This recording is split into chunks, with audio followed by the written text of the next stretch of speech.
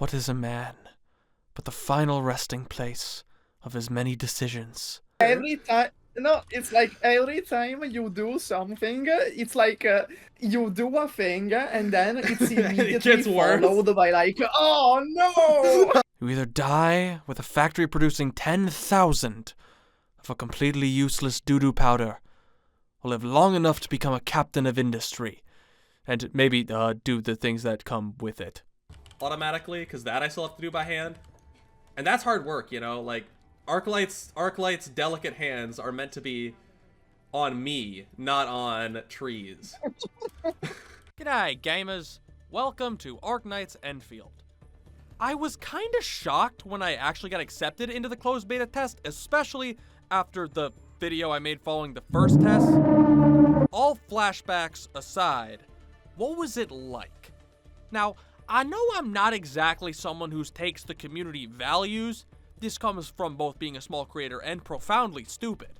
But I do got some opinions on this whole beta test experience as a game in and of itself and, you know, as an Arknights property, as well as, and may Allah forgive me for uttering this term, a gacha game. We're going to cover a lot. We're going to talk combat. We're going to talk characters, world exploration, capitalism lore, the story, and why the Zolok erasure within Enfield is a troubling sign of a potential HG collapse. To get started, let's get right into it with the story. That seems like a nice place to start. The original Arknights has some of my favorite world building in, like, fiction, period. I think it swings so far above its weight class when you realize this is the same genre as, like, this shit. Enfield was fine, story-wise, thus far. It's hard to say when we have such little of the whole story. The opening segment was metal as hell, but the Valley 4 story, I could take or leave. I hope we have more factions that span the whole moon and really bring things together in the same way that the original Arknights had a bunch of interacting nations that felt distinct, and like entities that existed before we rocked up and that will continue to exist once we leave. Places should have their own character. And when you're acting and getting into character, you need to understand that even if you only have 2 audition lines, your character lived a whole life before those lines and will, likely live a whole life after. And this concept can be related to places as well. Some games like Genshin Impact have locations that feel like they were just kind of spawned out of the ether, like the Elden Ring mimicked here of geography. Valley 4 just kind of felt there to me. And the story was fine. And running into a lot of goons? Aww. Uh-oh. Uh-oh. That This is doesn't... fine. This is fine. Astute observation, Chen! It is changing color! But nothing special. It was generic and didn't feel like it had much to chew on. But again, it's the start, so no big deal. I mean, Arknights itself didn't start strong. I have faith that HG will improve, such as in the second area. That Chinese area, great aesthetic. Whole place feels sensible and grounded, and I didn't even get particularly far into the second part of the story, but I was locked in like a rodent woman just took her shirt off. Very excited to see what they do with it. So overall, solid start. Valley 4 was mid, but I like the direction they're going, and like a junkie stalking his vent plug, I can't wait to get more. I'd like to see more factions that create a set of nations with varying interests, and the Landbreakers become an outlaw force that, similar to Reunion, are our first antagonists, but not near the last, as we start to get involved all over Talos with different groups. To finish off this section, and briefly peek into a later one, I think this would make the game feel like an Arknights game. And if that doesn't work, just add a yapper. That'll make it feel like Arknights. Alright, so those are some brief thoughts on the story as a whole, but what about the individual characters? Firstly, the designs I thought looked pretty damn bad when they were 2D. They all felt kind of samey, and they do still have that issue to an extent, but definitely less badly with the overall 3D models. But you really need your characters to look like they do different jobs and are from different places, and not like they're all from the same League of Legends skin line. Japan and Arclight are a couple that I think they did really good to distinguish, and, to a lesser extent, Leviathan. Arknights always goes hard now to give designs that really tell you something about the characters, even the ones that I don't like. these designs don't feel like they tell me as much as the others. But I also may just be an idiot. That is very possible. As far as characters in the story, they were alright. There's a lot of voice work that I do hope they get back in the booth for a couple more tries at, like, Yvonne is rough. Baby's first American accent needs to go back in the oven. It's more undercooked than the farm's worth of cows one of my Discord members takes care of. However, all of the characters do tend to have some very real personality to them, and that makes them more enjoyable than a lot of gacha game characters, especially the 3D ones. Subtle facial animations, changes in tone, Arknight being the cutest little ass kicker this side of the galaxy. Even when the voice work is a bit rough, the overall presentation is quite nice. And I think things will be smoothed out once the actual game is complete and we're out of the beta. Many of this first wave of designs and characters I do think could use work, but again, Arknights started out a lot weaker on the design front as well. I mean, going from this to this is a very real upgrade in presentation. Arknight is already awesome, and the use of color in her, Awowa, and Yvonne's designs gives me faith that bright color will continue to be mixed in, and we won't fall to cinematic lighting with designs less colorful than a Soviet apartment complex. I'd like to see characters explored a bit deeper and with more distinct designs, but similar to the story, I gotta say, what we got for a first look is promising, and I'm willing to believe in HG's ability moving forward. Is what I would say if there were Zolix. Where the fuck are the Zolix, HG? Rodents are resilient little bastards who can breed like crazy, and Zolix are the same! I expect at least one beautiful Zolix woman to come out within the first 3 months of release. If it's a Jerboa, even better. Or bring Spacebud back down. I'd take a 3D puppy too. Combat is interesting. It has some nice ideas, but I do think it has some serious flaws. The overall core is you have a 4-person team with a weapon system that it will look similar if you played any like MiHoYo or MiHoYo adjacent games, and some individualized weapon upgrades in the form of these balls that you can get from killing men, as any Minecraft veteran would know. The balls really differentiate from these games. They'll upgrade the armament if they have the same categories listed. I do like this and the system of building gear that just gives you stats as opposed to the grind of most of these games. Much less annoying. But the combat itself has a classic 3D gacha issue. There isn't really a situation that causes your gameplay loop to change.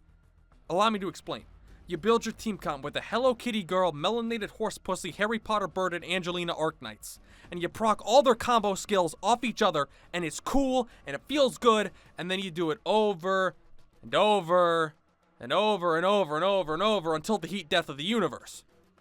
The natural next progression is to just say, alright, build a new team, but not only is that a long process, this new team comp will run into the same issue eventually. It's a game that will require you to do the same thing often, while not really giving you a need or way to change your approach. This is a contention that I have with this whole genre, and I think I'm the only one, but I always find myself getting bored of the combat in these games, where you rarely ever need to change up your approach, timing, etc.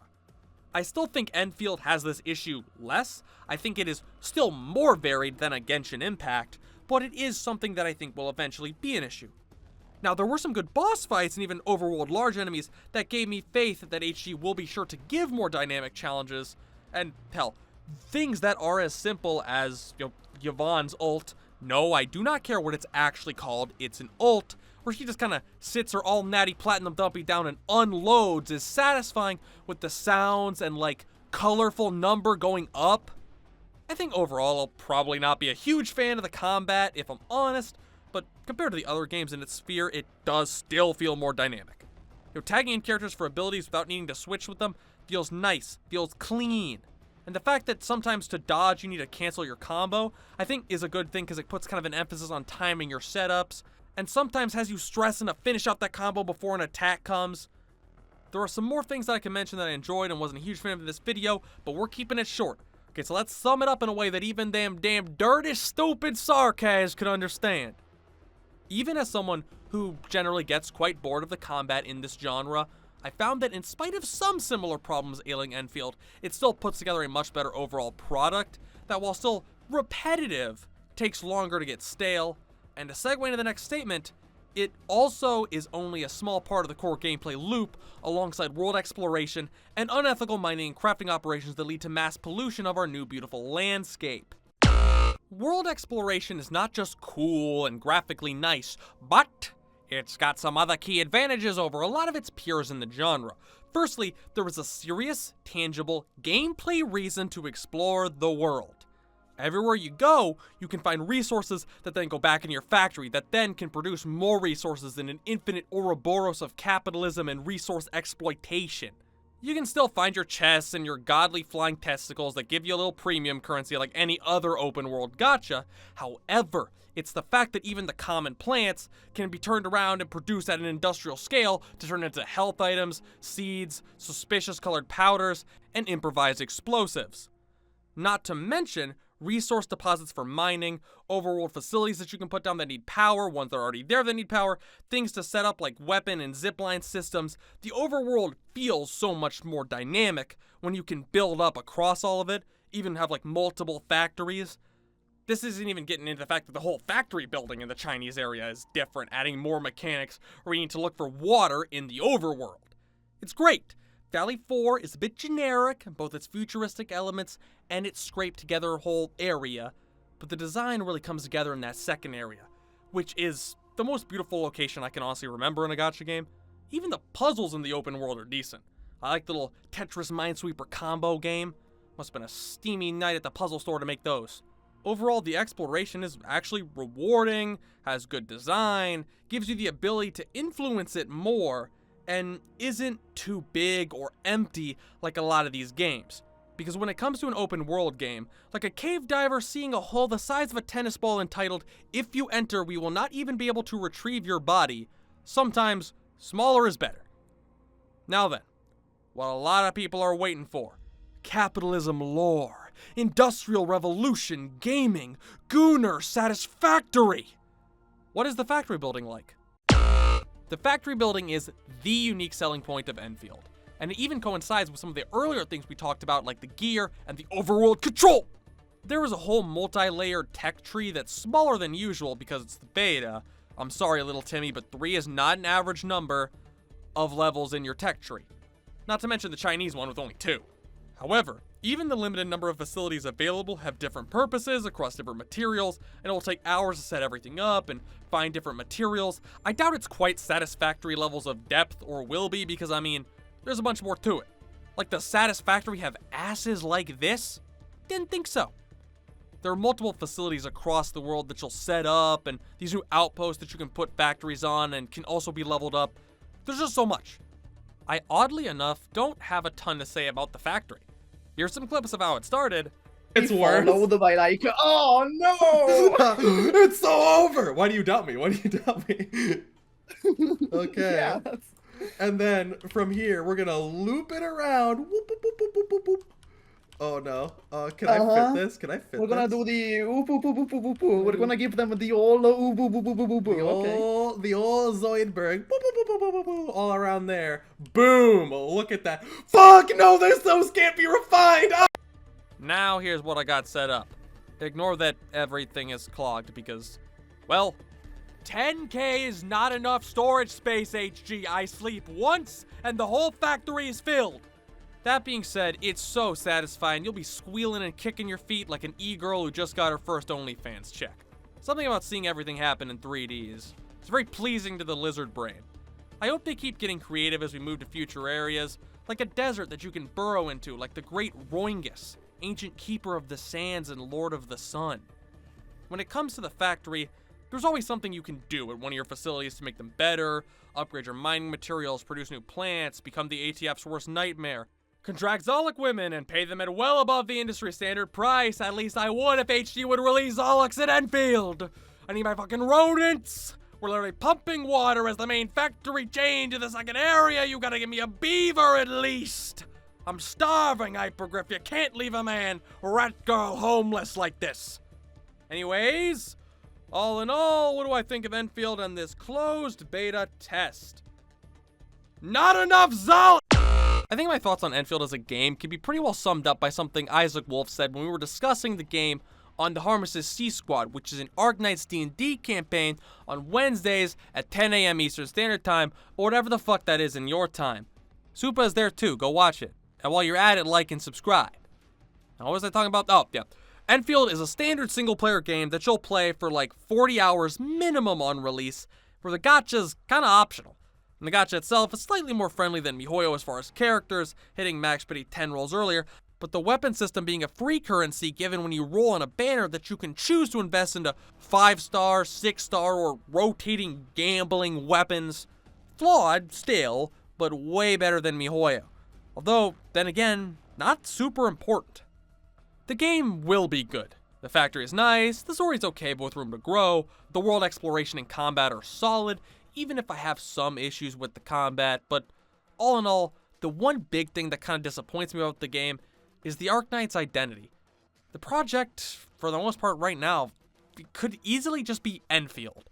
And that's not inherently a bad thing, but being 100 years in the future from Arknights on a whole new planet and not really carrying that lived-in world or writing style with it is kind of clearly separate.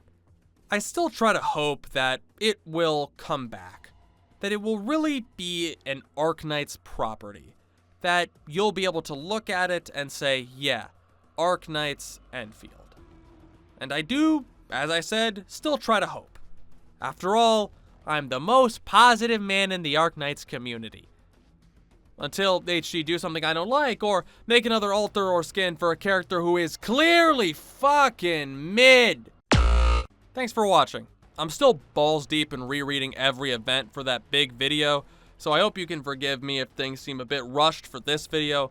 Next scripted video should be the Fixing Arknights Worst Characters video, so keep your eyes out for that one. My throat hurts because I'm recording this right after both streaming and then doing something else with friends, so I'm gonna let you go.